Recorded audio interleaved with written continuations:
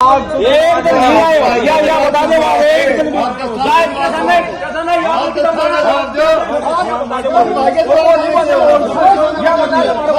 चलो ले चलो ले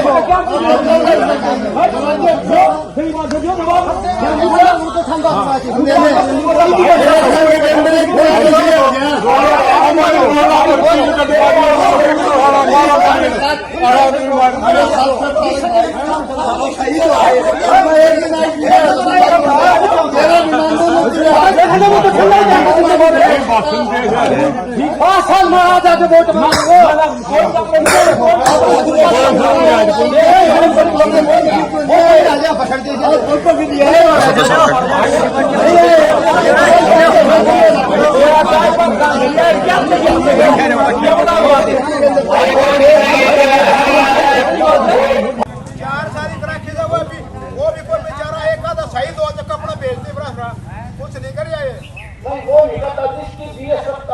गरीब मरे गरीब एक जवान मरे उसकी पूछ करी ये सही बात है नहीं आप बताओ ये बात है सही बात है तो उसका सुधार कैसे देखते हैं चुनाव? मैं तो ये मान के चलता हूँ, आप किसी गांव में पता करोगे, मैंने 2014 का भी चुनाव लड़ा, लोकसभा का 2019 का भी लड़ा। आप किसी गांव में जाके देखोगे तो पहले से ज़्यादा वोट बढ़ा है। जब पोलिंग होगी 25 मई को, आप जिस गांव में खड़े हो उसमें पूछोगे कि 2019 में कितना वोट था, 14 में कितना था, आपको वोट बढ़ा हुआ मिलेगा। मैं मानता हूं कि कम से कम 6 लाख से ऊपर का लीड रहेगी इस चुनाव। राव दान सिंह कांग्रेस से आए हैं, कैसे मैं तो कांग्रेस में था। ऐसा है, आज के दिन मेरी अपनी सोच, दान सिंह केवल फोकस करेगा महेंद्रगढ़ विधानसभा से, क्योंकि एक बार 1999 में हमने लोकसभा लड़ा था, कारगिल की हवा थी, लोग कारगिल की सारी सीटें हार गए थे हम। मैंने मेरे तो शाम को बचाया था और महेंद्रगढ़ दान सिंह ने बचाया था। उसी लाइन पर चलते हुए वो कोशिश करेगा कि मैं महेंद्रगढ़ विधानसभा को कैसे बचाऊं। मुझे नहीं लगता कि वो उसको बचा पाएगा। तो बंसीलाल परिवार इस बार पहली बार 34 साल में कोई टिकट नहीं मिले, तो किस रूप में देखते हैं? देखो, डेमोक्रेसी में ये सच्चाई है कि जब हरियाणा अलग हुआ, चौधरी बंसीलाल हरियाणा को बनाने में उनका सबसे बड़ा योगदान था। जब वो सड़क थी, पानी था, बिजली थी, एक ऐसे समय पर उन्होंने विकास किया था।